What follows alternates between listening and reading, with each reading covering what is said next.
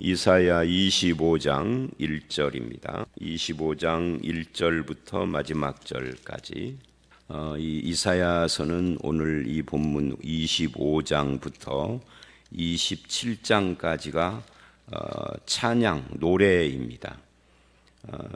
이 찬양하는 이 노래의 내용이 25장은 만민을 위해 연회를 베푸시는 하나님에 대한 찬양인데, 이 연회를 베푸시는 하나님에게 구원하시는 하나님을 묘사하는 그런 내용이죠. 그래서 25장은 구원의 노래라고 말을 할 수가 있습니다. 물론 이제 마지막 10절 이하의 심판의 노래도 함께 나옵니다만은 전반적으로 구원과 관계되는 그런 노래입니다.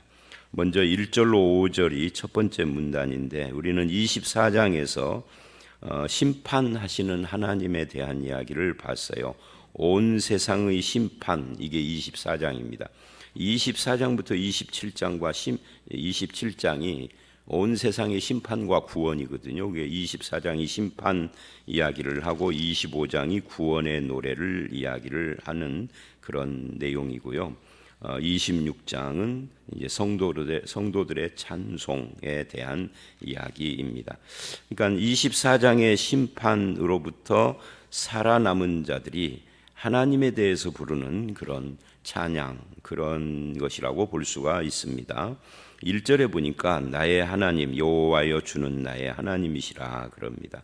그래서 내가 주를 높이고 찬송합니다 그러는데, 나의 하나님이시다 이 말은 특별한 해석이 필요 없죠. 다만 우리가 이런 생각을 해야 합니다. 이런 성경을 읽을 때마다 나도 하나님을 나의 하나님, 이게 중요합니다. 나라는 것이 나의 하나님. 성경이 말하는 하나님, 기독교의 하나님, 네가 믿는 하나님이 아니라 내가 믿는 나의 하나님, 나의 아버지. 이 고백이 굉장히 중요하고 귀한 거예요. 사실 교회에 출석하는 사람이 다 그 고백을 하고 있다라고 할 수는 없어요. 너네 하나님, 이런 경우가 많아요. 제가 설교 시간에 한 서너 번 그런 표현을 한 적이 있는데, 그 교인들, 특히 여성분들이 그런 말을 해요. 남자들은 통 말을 안 하니까 알 수가 없고 속을. 저도 남자지만 남자들은 목사한테도 말 잘 안 해요. 쳐다보고 인사나 할 정도지. 근데 여성분들은 가끔 이제 자기 속 이야기도 한단 말이죠. 보면은 이제 가정에서 부부싸움을 하면 너네 하나님이 이렇게 하는 남성분들이, 그 집사님들이 있는가 봐요. 그건 참 그냥 단순한 해프닝이나 우스개로 넘길 수 없어요. 속에 있는 마음의 속에 있는 것이 드러나는 거니까.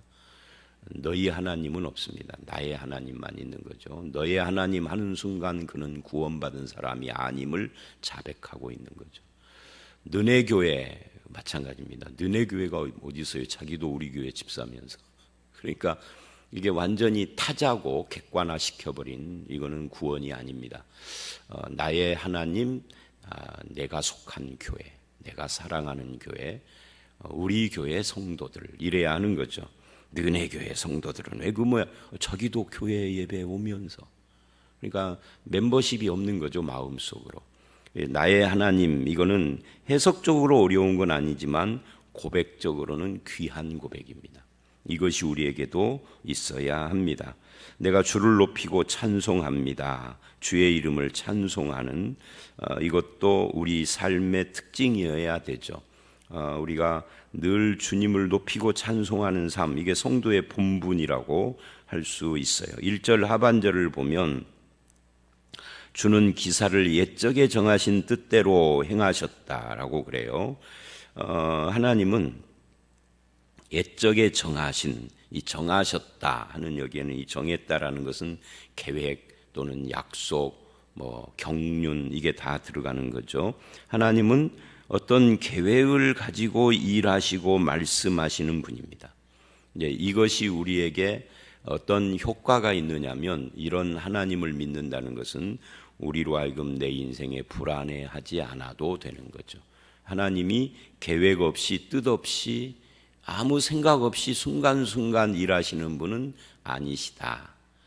믿음이 없는 사람들이야 이게 중요하지 않겠지만 믿는 사람은 이것이 주는 그 든든함, 그래서 내 삶에 무엇이 와도 정하시고 역사하시는, 그것도 옛적부터 그런 하나님을 믿는 건 굉장히 중요한 것입니다. 그것도 성실과 진실함으로 행하시는 그런 하나님이다. 그 주는 기사를 옛적에 정하신 할 때 이 기사라는 말이 기이한 일입니다. 기이한 일, 인간의 생각과 수준을 또는 일반적인 어떤 또 원리 같은 것들을 뛰어넘어 일을 하시되 성실과 진실로 하시는, 무엇이 그렇게 기이하고 성실하고 진실하다는 말일까? 세상을 심판하시는 것이 그렇고 24장에 자기 백성을 구원하시는 일이 그렇다는 거죠. 거기에 내가 포함되어 있잖아요. 사실은 저 사람이 구원받은 것은 내가 잘 모르지만 내가 구원받은 것은 놀라운 일이에요. 나 같은 것이. 항상 그 말하잖아요. 자기는 자기를 잘 알아요. 뭐 다 안다고 볼 수도 없지만 남보다는. 그러니까 이게 나라고 하는 존재가 구원받을 수 있다라는 것은 놀라운 일인데, 그것을 성실하고 진실하기까지 그 일을 하셨어요. 세상을 심판하시고 구원할 자를 구원하시고, 그런 하나님을 믿기 때문에 우리가 억울한 일 당하고 또는 놀라운 일 당해도 그래도 흔들리지 않고 늘 하나님께 피하고 하나님을 붙들고 그러는 거죠. 힘든 일이 있어도 하나님은 작정하신 대로 그가 이루실 것이다. 성실하고 진실하게 역사하실 것이다 하는 그런, 인간에게 배신당해도 하나님은 성실하고 진실하신 분이고, 내가 포기하고 싶을 때도 하나님은 여전히 성실하신 분이라 인생을 포기할 수가 없고, 가끔 그런 질문을 어쩌다가 몇 년에 한 번씩 가뭄에 콩나물 나듯이 하시는 분들이 있어요. 자살 문제, 하도 우리나라가 자살이 뭐 OECD 1위고 막 이러니까 자살 이야기가 많이 있잖아요. 구원 받는가 못 받는가. 근데 자살이 구원 받느냐 못 받느냐보다 더 중요한 것은 내 인생을 내가 포기하고 싶어도 할 수 없는, 또는 하면은 안 되는 것이, 하나님은 성실하고 진실하신 분이라.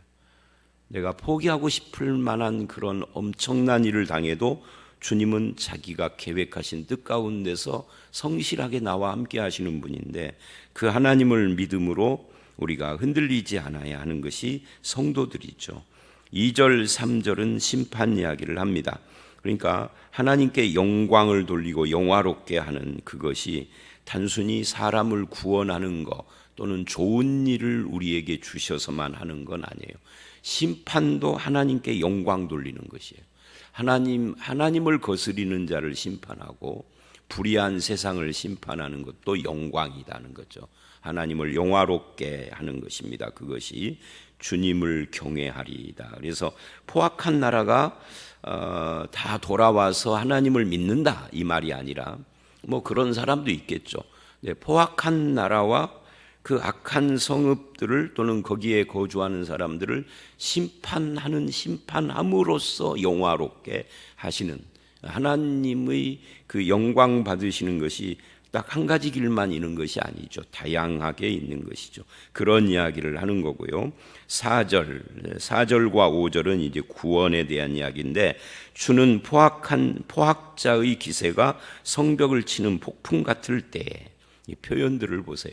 이게 딱 눈에 그려지잖아요. 머릿속에 폭풍, 막 이번에 태풍 올 때 제가 해변가에 가보지는 않았지만 해변가에 가서 봤다고 치면 언젠지 모르는데 한 5, 6년 됐나 6, 7년 됐나, 그 태풍이 불어오는 때 마침 우리 애들이 내려와 가지고 부안을 가고 싶다고 그래서 간 적이 있어요. 부안을 갔나 어디를 갔든 해변가를. 야, 폭풍 치는데 그 파도는 어마어마하더라고요. 가서 구경으로 갔다가 차 속에서 나오지도 못하고 거기서만 이렇게 쳐다보고 왔는데 막 가슴이 떨릴 정도로 그렇게 막 파도가 엄청나대요. 그건 뭐 파도가 몇 미터다 뉴스에서만 말을. 근데 포악한 자의 기세가 그렇게 폭풍이 치듯이, 그렇게 성벽을 치는 폭풍을 치듯이 할 때에, 그럴 때 하나님께서는 빈곤한 자의 요새가 되고 환난당한 자의 피난처가 되어주시는, 요새와 피난처, 폭풍 중에 피난처며 폭양을 피하는 그늘이 되시고, 폭양, 이제 비가 그치니까 오늘서부터는 이제 온도가, 기온이 33도씩 올라간다고 예보가 나오더라고요. 그러니까 체감 온도는 아마 36, 7도 그럴 겁니다. 그런 폭양 속에서도 그늘이 되시고, 폭풍 중에는 피난처가 되시고, 환난당하고 빈궁한 자에게 요새가 되시는 하나님, 이게 다 구원과 관계되는 거죠. 이방인의 소란을 그치게 하시는 하나님. 그래서 5절 하반절을 보면 구름으로 폭양을 가리듯이 포악한 자의 노래를 낮추시는, 요새를 낮추시는 그런 하나님, 소란을 그치게 하시고 노래를 낮추시는, 이게 노래를 낮춘다는 것이 포악한 자가 포악을 저지르면서 막 소리 지르는 것을 표현하는 것 같아요. 그러니까 이 말은 한마디로 말하면 이 악한 세상을 잠잠케 만드시는 하나님이시다, 그런 뜻입니다. 아무리 이 불신 세상이 하나님을 향하여 무슨 비난을 하고 몸된 교회를 향하여서 어떤 짓을 해도, 그래도 이 세상은 여전히 그 길을 가고 있는 것이 우리에게 답답해 보이지만, 주님은 주님이 정하신 때에 주님의 방법으로 세상의 소란을 잠잠케 하고, 그 폭풍우 같은 포악한 자의 기세도 꺾으시고, 폭양, 아무도 피할 수 없는, 저는 가끔 그런 생각을 해요. 요즘 우리가 에어컨이 있으니까 살지, 옛날 사람들은 어떻게 사셨는가 몰라. 하긴 저도 옛날에 에어컨도 선풍기도 없던 시절에 어린 시절을 보내기는 했지만, 어린 시절이라 그런지 더웠었다는 기억만 나요. 어떻게들 보내셨는지 여름을, 또 겨울도 마찬가지예요. 문익점인가가 목화 안 가지고 오기 전에는 어떻게 한겨울을 그때는 더 추웠을 텐데 솜도 없었던 그 시절. 그러니까 참 우리는 복된 세상을 살아요. 갑자기 에어컨 이야기해서 미안합니다만은, 하나님께서 그 폭양과 폭풍 속에서도 피난처 되어 주시고 그늘 되신다 하는 그런 말씀 때문에 갑자기 말씀드린 거고요. 그러니까 온 세상은 하나님 앞에서 잠잠하고, 구원받은 사람들은 아무리 빈궁하고 가난하고 환난 중에 있어도 하나님이 요새가 되어 주신다 하는 이야기를 지금 하고 있는 겁니다. 그걸 지금 노래하고 있죠. 그리고 이제 6절로 9절은 만민을 위해서 연회를 베푸시는 하나님에 대한 이야기를 해요. 만군의 여호와께서 이 산에서 만민을 위하여 연회를 베푸시리니 라고 합니다. 이 산에서 할 때, 이 산은 지리산 같은 산이 아니라 구약에서 이 산은 하나님의 산, 예루살렘, 그리고 그것은 어떤 지리 장소적인 것보다는 사실은 하나님이 계시는 성전과 연관이 되는 겁니다. 그러니까 구원은 예루살렘으로 가야 받는다가 아니라 그 예루살렘 성전에 계시는 하나님으로부터 나오는 것이다, 또는 그 하나님이 우리를 위하여서 연회를 베풀어 주신다 하는 이야기를 지금 이렇게 표현을 하고 있는 거죠. 신약에 오면은 그것이 바로 십자가이기도 하고, 그 성전이 예수 그리스도를 의미하는 것이죠. 이 하나님 나라의 잔치입니다. 여기에 초청을 했다는 거죠. 누구를? 모든 민족을, 이스라엘뿐만 아니라, 그래서 우리까지도 포함이 되게 된 거죠. 이게 놀라운 하나님의 축복입니다. 이것은 예수 그리스도의 복음으로 만민을 구원으로 불러오시고 주님의 교회로 모으실 것에 대한 이야기를 합니다. 그런 의미에서 우리가 신앙생활을 한다는 것은 잔치에 참여한 거예요. 그러니까 그 신앙생활 자체가 하나님의 잔치에 참여하여 먹고 마시는 것과 같은 기쁨이고 즐거움이고 그런 겁니다. 그래서 예배는 근본적으로 하나님께 찬양 올리고 하나님을 경배하는 행위입니다. 요즘처럼 이렇게 온라인으로 어쩔 수 없는 직업군에 속한 사람들은 할 수가 없겠지만, 그렇게 그냥 설교만 듣는 것을 예배라고는 하지 않습니다. 그건 강의는 되겠죠, 강의. 근데 예배는 정말 우리가 다 함께 모여서 하나님 앞에 경배, 찬양하고 그 잔치에 모인 사람들 같은 이거여야 해요. 물론 모였다고 그래서 다 그렇게 되는 건 아닙니다. 모였는데 그냥 정말 짜증스럽고 이런 예배 드리는 사람도 있을 거예요. 그런데 하나님 앞에서 잔치, 이게 예배고 그게 구원받은 삶이고 그렇다 하는 거예요. 그때의 특징을 7절에서 말을 합니다. 또 이 산에서 모든 민족이 얼굴을 가린 가리개와 열방 위에 덮인 덮개를 제하시며, 오늘 우리가 이렇게 쓰고 온 이런 마스크 같은 것을 다 벗게 하신다 하는 건데, 여기서는 지금 마스크를 말한다기보다는 다른 의미이죠. 무엇도 하나님 앞에 그 기쁨, 그 영광을 대하는 행복을 가로막을 것이 없다. 그래서 이게 이제 고린도후서 3장에서 말하는 것처럼 수건을, 가리워진 수건을 벗은 그 영광에 대한 이야기오고 연결이 될 수가 있고, 히브리서 10장에서 말하는 휘장이 제거돼서 하나님 앞에 우리가 나아갈 때 가로막을 수 있는 것이 이제는 아무것도 없는 거죠.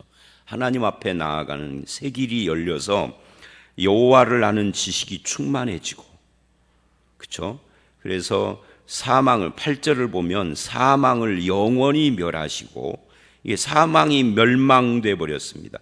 우리를 하나님 앞에서 우리를 가로막을 것이 사라지고, 구속의 은총으로 그것이 무엇이 됐든지 간에, 그것이 사망이 됐던, 죄가 됐던, 율법의 수건이 됐던 다 하나님 앞에서 다 제거하시고 하나님 앞에 나아갈 수 있는 자격을 부여해 주시고, 그래서 그 잔치에 기쁨으로 참여하는 구원받은 자, 사망도 영원히 멸해서 사망의 권세가 제거됐으니 이제 눈물도 씻어 주시고 수치도 제하여 주시고, 이런 표현들을 보면은요, 이게 다 오늘 신약에 구원받은 우리들이 다 누려야 할 것들이거든요.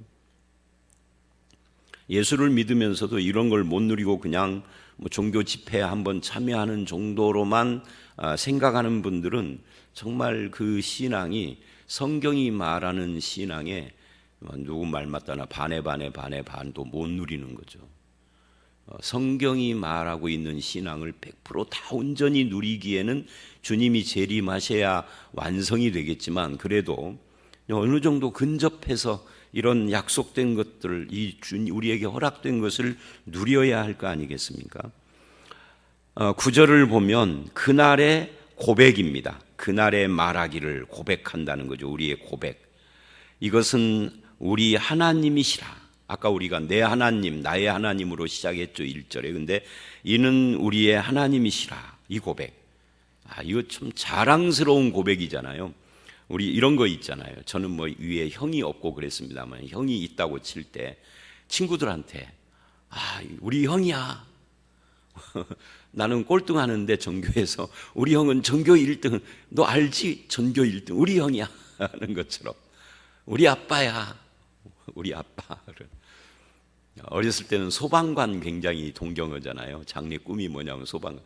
우리 아빠가 소방서 다녀. 불자동차 운전해. 그 자랑스러운 거. 이분이 우리 하나님이야. 굉장히 자랑스러운 표현을 지금 하고 있는 겁니다. 우리가 그를 기다렸다. 기다렸고 그를 기다렸으니 그가 우리를 왜 기다렸느냐? 그가 우리를 구원하실 것이니까. 이게 지금 다 찬양입니다. 그러므로 우리는 그의 구원을 기뻐하고 즐거워할 것이라.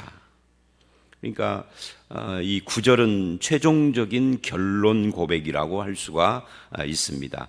6절서부터 계속된 이 만민을 위하여 구원의 잔치를 베푸신 그 하나님 앞에서, 특별히 이 7절에서 우리를 가렸던 모든 가리개와 덮개, 민족의 수치, 그러니까 우리의 수치, 학대받는 자들의 수치이겠죠. 슬픔, 그런 것의 표시로 얼굴을 가렸을 텐데 그런 것도 다 벗겨주시고 수치를 기쁨으로, 슬픔을 찬송으로 바꾸어 주시는 그런 하나님이 이 우리 하나님이야. 우리가 그분을 기다렸었어. 이제 구원하실 거야 라고 마무리를 하는 이거. 나는 그분의 구원을 기뻐합니다. 즐거워합니다. 오늘 말씀은 여기까지 하나님을 믿는 사람들은 하나님에 대하여 어떤 마음을 품어야 하는가를 보여주고 있는 말씀입니다. 그리고 이제 10절로 12절을 보면 모압 심판에 관한 내용이 나옵니다. 여호와의 손이 이 산에 나타나시리니, 이 산이라는 말이 또 등장을 했죠. 모압이 거름물 속에서 초계가 밟힘같이 자기 처소에서 밟힐 것인즉, 그러니까 이 모압은 일종의 모든 이스라엘의 대적자들을 대표해서 여기에 거론되는 거다, 이렇게 보면은 될 것입니다. 그 우리에게 구원을 베푸시는 동일한 손으로 세상 나라를 심판하시는 하나님에 대한 이야기를 하는데, 그 이유가 뭐냐 하면은 그의 교만으로 인하여 11절에 그러죠. 그러니까 우리가 이사야서를 지금 한 3분의 1쯤 봤는데, 하나님은 죄인을 심판할 때 그 죄와 불의와 특히 교만에 대하여, 하나님이 가장 싫어하는 것 중에 하나가 교만이에요. 교만한 자를 심판하신다. 그래서 교만으로 인하여 그 손이 능숙함에도 불구하고 그를 누르실 것이라. 그러니까 헤엄치는 자가 손을 펴는 것처럼, 수영 선수가 손을 펴는 것처럼 그렇게 자기 구원을 스스로 구원을 위하여서 손을 펼지라도 하나님은 그 손, 능숙한 그 손을 눌러버리실 것이다. 그러니까 구원 안 한다, 이런 이야기죠. 교만한 자를, 겸손한 자를 구원하시는 것이죠. 구원의 은혜가 먼저이겠습니다만은, 구원받은 사람들은 내가 교만한 자인데 주님이 구원하셨습니다 하고 고백을 하기는 합니다만은, 이제 이 본문은 그렇습니다. 내 성벽의 높은 요새를 헐어 땅에 내리시되 진토에 미치게, 이것도 다 교만을 꺾으시는 이야기를 하는 겁니다. 그러니까 하나님 앞에 구원받은 자는 교만한 자가 아니라 겸손한 자일 수밖에 없는 거죠. 이걸 심령이 가난한 자라고 말을 하는 겁니다. 이스라엘을 놓고 서쪽은 지중해고 동쪽은 위로부터 아람, 암몬, 모압, 에돔 그러는데, 이 나라들이 이스라엘과 친화력 있게 지낸 때도 있었지만 상당히 많이 대적 노릇을 했어요. 근데 그런 나라 중에 모압을 거론해서 하나님이 교만한 자를 심판한다. 하나님을 인정하지 않는 것이 교만입니다. 그 사람은 굉장히 겸손한 사람이에요. 하지만 아무리 겸손해도 하나님을 인정하지 않는 것은 그게 일단 교만으로 치는 겁니다. 그래서 교만한 자를 구원하셔서 겸손케 하시는 하나님, 나의 하나님, 우리의 하나님, 그분이 우리와 함께 하셔서 주님을 높이고 찬양하게 하고, 하나님은 계획하신 것을 성실하고 진실하게 이루시는 분이시고, 하나님은 구원하시되 우리의 요새가 되시고 피난처가 되시고 그늘이 되어주시는 그런 하나님.